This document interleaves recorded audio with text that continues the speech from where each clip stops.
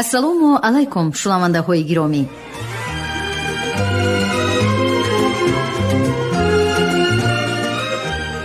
гуфторамонро аз силсилаи хониши адабӣ аз рӯи асари асосгузори сулҳу ваҳдати миллӣ, пешвои миллат, президенти ҷумҳурии тоҷикистон муҳтарам эмомалӣ раҳмон уфуқҳои истиқлол оғоз менамоем.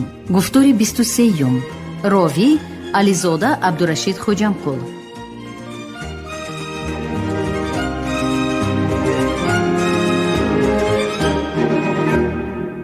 охир сухан нигоҳе ба фардои дурахшони тоҷикистони соҳиби истиқлол.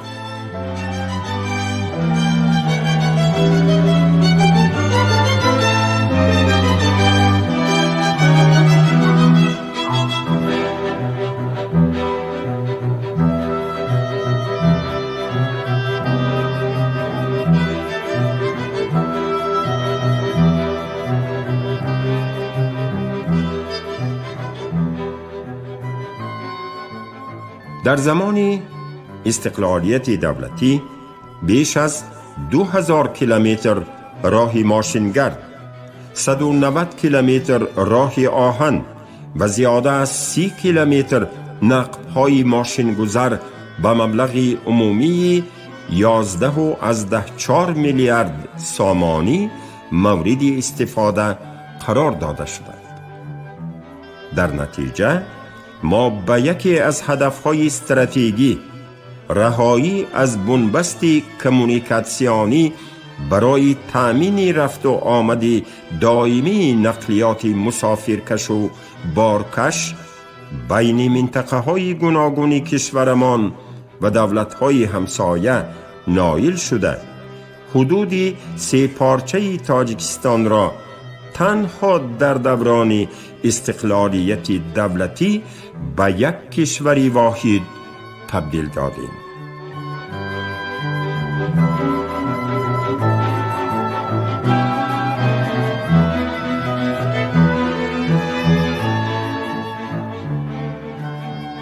در ساحه کشاورزی توسط گذرانیدن اصلاحات و تجدید خواجگی ها، عملی نمودن برنامه‌های رشد ساحه، از خود کردن زمین‌های نو، بهتر گردانیدن حالت آبیاری زمین‌ها و به گردش کشاورزی وارد نمودن آنها، اینچنین با راه زیاد کردن میدان باغ و تاکزار فراوانی محصولات کشاورزی تأمین کرده شد.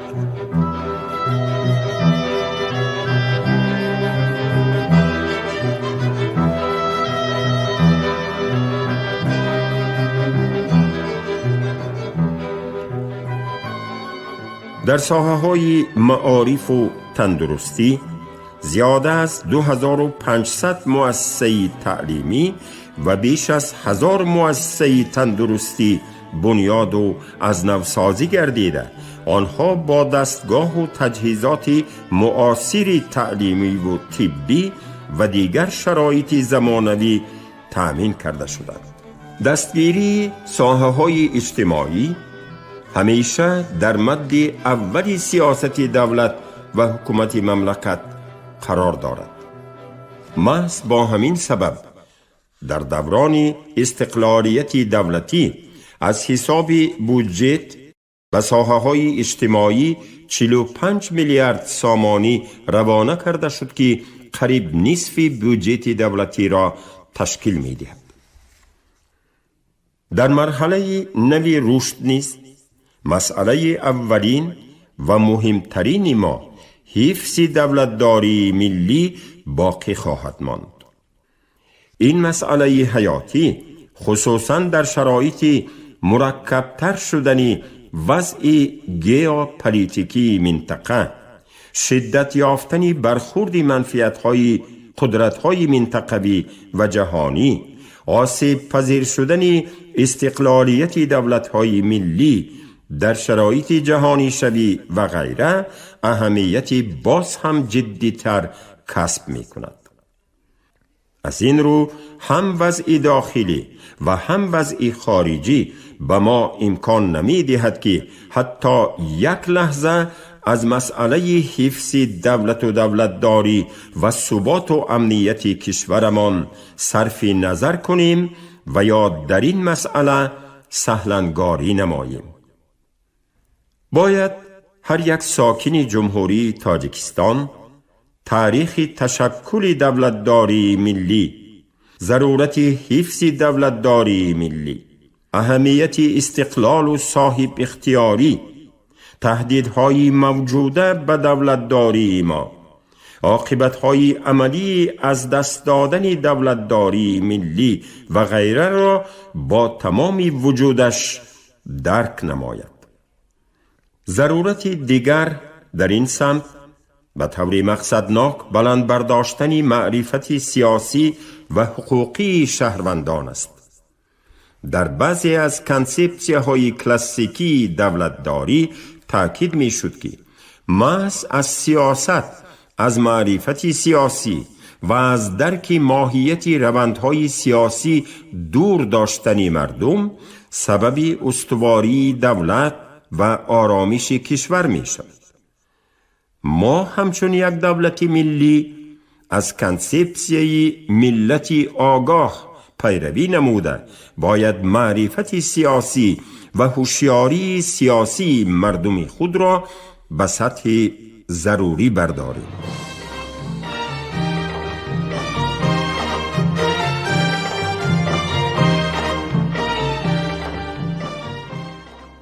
این نشان دهنده یعنی آگاهی ملی خصوصاً ضمن جهانی شوی و در عصر اطلاعاتی اهمیت خاص کسب می کند.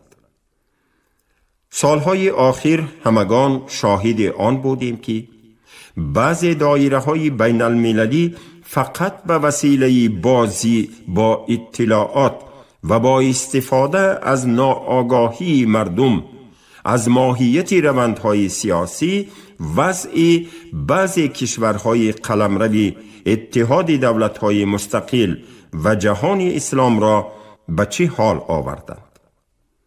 جوانان این کشورها به فریب اطلاعاتی گرفتار شده بزرگترین دستاوردهای خود را باختند و اکنون برای از این طوفان و ناامنی بیرون آمدن این کشورها باز 10 سالهای دیگر ضرورند. بنابراین ما می خواهیم که مردم کشوری عزیزمان از نظر سیاسی آگاه و از ماهیت روندهای سیاسی با خبر باشند، هدف و ماهیت برنامه‌های دولت را سرفهم روند، درست درک نمایند که دولت و حکومت آنها به چی کار مشغول می باشد، به کدام سمت روان است، کدام کارها را انجام داده است و کدام کارهای دیگر را باید اجرا نماید. مردم باید درست درک کنند که منفعت ملی آنها در چیست و منفعت نیروهای منفعت خواه بیرونی از چی عبارت است. زیری این موج تبلیغات و اطلاعات بیرونی که آگاهانه به سر جامعه ما ریخته می شود چی هدفها نهفتند.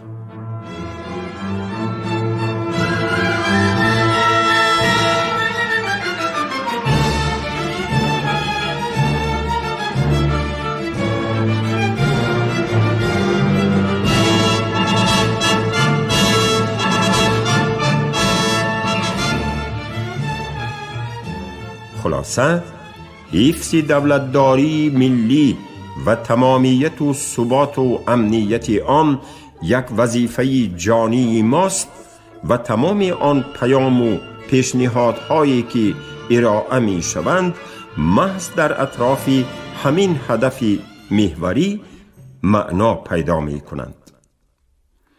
به عباره دیگر حفظ استقلالیت و رشد دولتداری ملی مضمون اساسی تمام فعالیت ما را تشکیل می دهد. در مرحله نوی رشد کشور صلح و وحدت ملی باید همچون یک ارزش عمومی ملی، همچون یک فرهنگ و یک اندیشه فراگیر مردمی فهمیده شده وحدت مسالمت آمیزی نمایندگانی همه نیروهای سیاسی، حزب و حرکتها، افکار و چاره‌بینی‌ها، دین و مذهب‌ها و قوم و ملت‌های ساکن تاجیکستان را افاده کنند.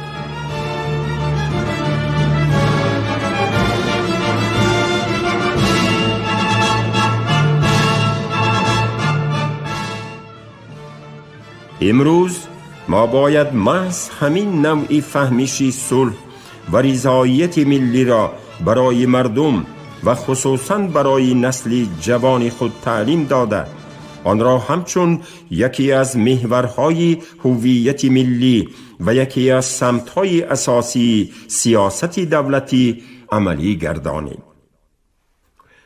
در راه رشد آینده دولتداری ما که در شرایط مرکب جهانی شوی ادامه می‌یابد، حفظ هویت ملی نیز مسئله اصولی خواهد بود. امروز بشریت روند جهانی شوی با سرعت و آمیزش ارزش‌ها، اندیشه‌ها و فرهنگ‌ها را از سر می‌گذراند.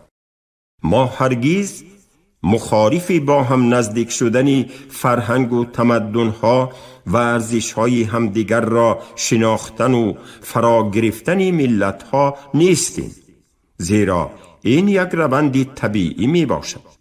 ولی از سبب آنکه این آمیزش و همدیگر شناسی در شرایط نابرابری سیاسی، اقتصادی و تکنولوژی می گذرد، اکثر وقت خصوصیت یک جانبه گرفته جامعه های از نظر اقتصادی و تکنولوژی ضعیفتر زیر تأثیر شدید فرهنگ و ارزش های ملت های از نظر تکنولوژی قویتر قرار می گیرد. در چنین روند حتی بسیاری از افراد ملت های دارای فرهنگ و تمدن اصیل و ارزشمند به تدریج فرهنگ و ارزش‌های ملی خود را از دست می‌دهند که در نتیجه هویت ملی ضعیف می‌گردد و بعداً خود ملت با خطر نابودی روبرو می‌شود.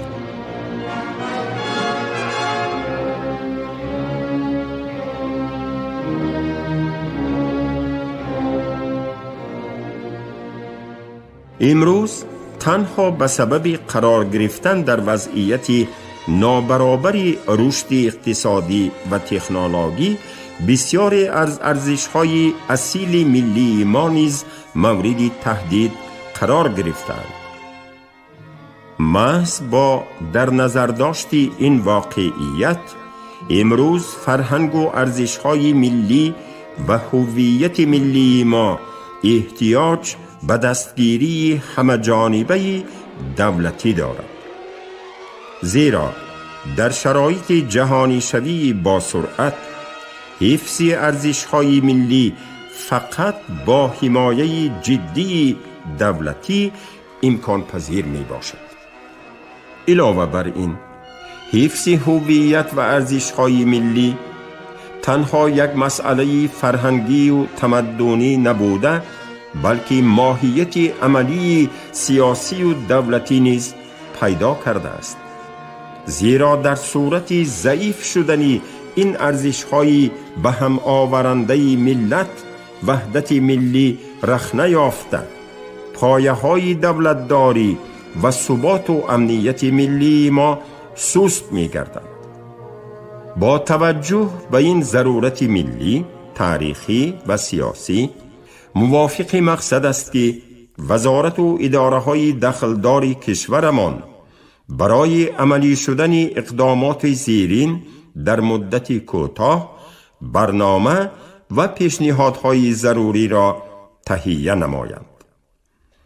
استراتژی دولتی آموزش، حفظ و تقویت ارزش‌های ملی در شرایط جهانی شوی تهیه و پیشنهاد گردد زیرا دولت ملی نه تنها منفعت دار بلکه وظیفه‌دار است که هویت ملی و ارزش‌های ملی را با تمام واسطه‌ها حفظ نماید و تقویت دهد.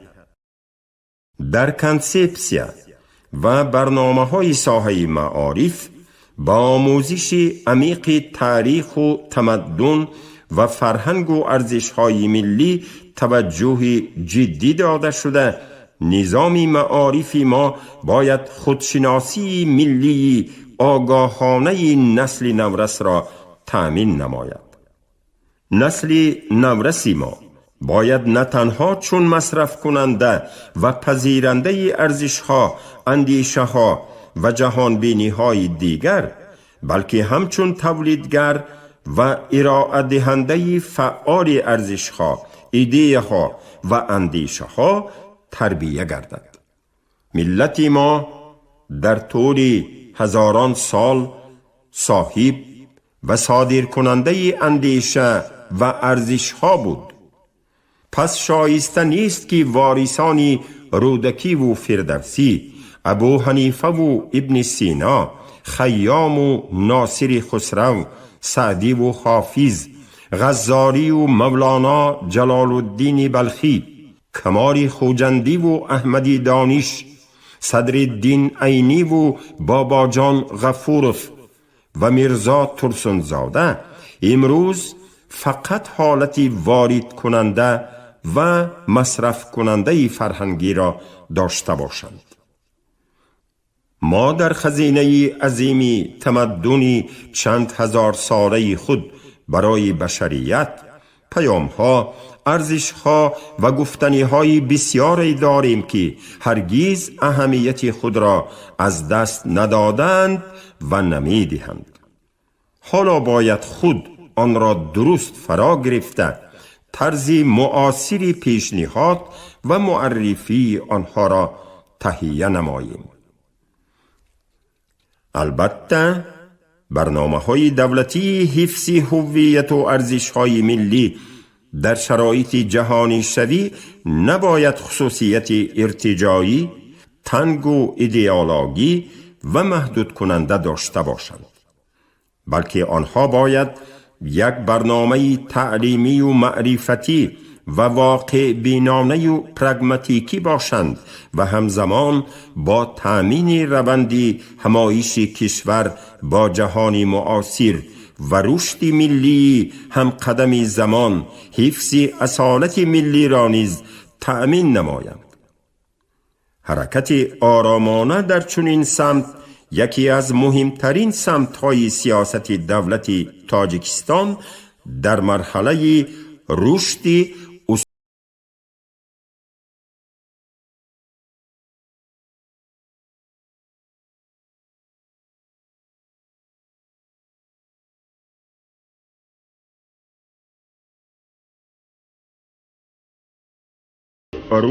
استوار جمهوری تاجیکستان تأمین شرایط زندگی سزاوار برای همه شهروندان کشورمان است.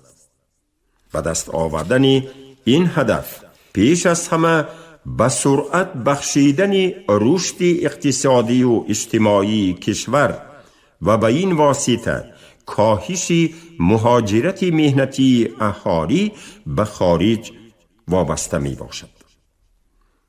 سمت دیگری رشد استوار جمهوری تاجیکستان صاحب استقلال گذشتن به سیاست فعال خارجی است. یعنی کشوری ما با تکیه بر زمینه بزرگ فرهنگی و معنوی با توجه به جایگیرشوی مخصوص جغرافی و گیاسیاسی و با نظر داشت منفعت‌های ملی و دولتی خود در تمام مسائل منطقوی و بین المللی نقشی باز هم فعالتر گرفته در همکاری با شریکان خود سهم عملی خود را در حل این مسئله ها می گذارد. کشوری ما من بعد نیز با تشبس‌های سازنده سهمگذاری خیش را به حل و فصل مسئله های حل طلبی بین المللی و منطقوی ادامه خواهد داد. خلاصه تمام فعالیت ما پیش از همه به حفظ صلح و ثبات، وحدت ملی، حمایه استقلالیت دولتی و دستاوردهای خلق تاجیک روانه گردیده، تحکیم اقتدار اقتصادی مملکت، فراهم آوردن شرایط باز هم بهتری زندگی اهالی و در عرصه بین المللی بلند برداشتن آبروی وطن محبوبمان جمهوری تاجیکستان وظیفه های اولین درجه ما به شمار می روند.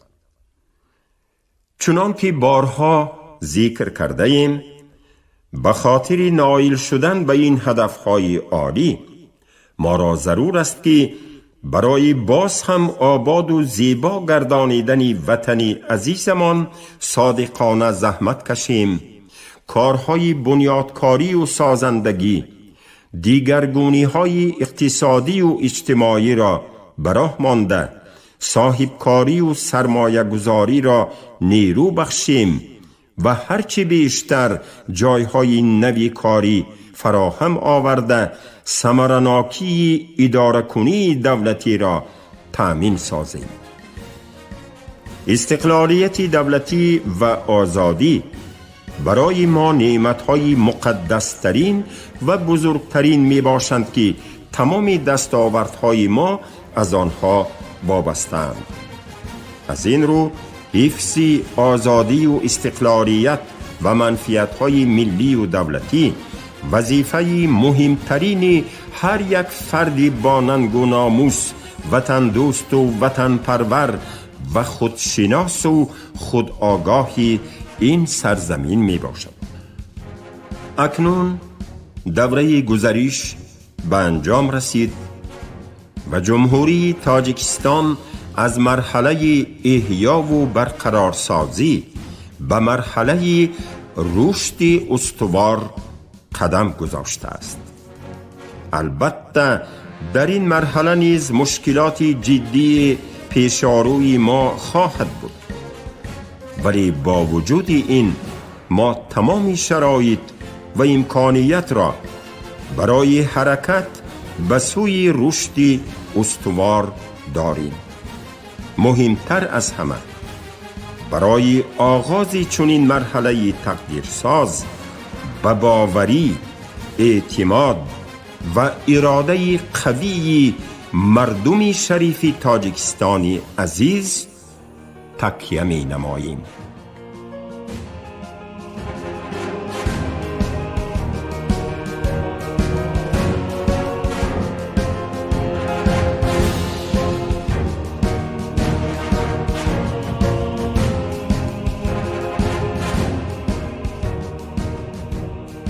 شما گفتار 23 و آخرین را از روی اثر افقهای استقلال پیشوای ملت محترم امامعلی رحمان شنیدید. راوی علیزاده عبدالرشید خوجمخو، کارگردان شیرعلی نغزلی، صدا بردار کریم طالبوف. پایان گفتار از سلسله خوانش ادبی.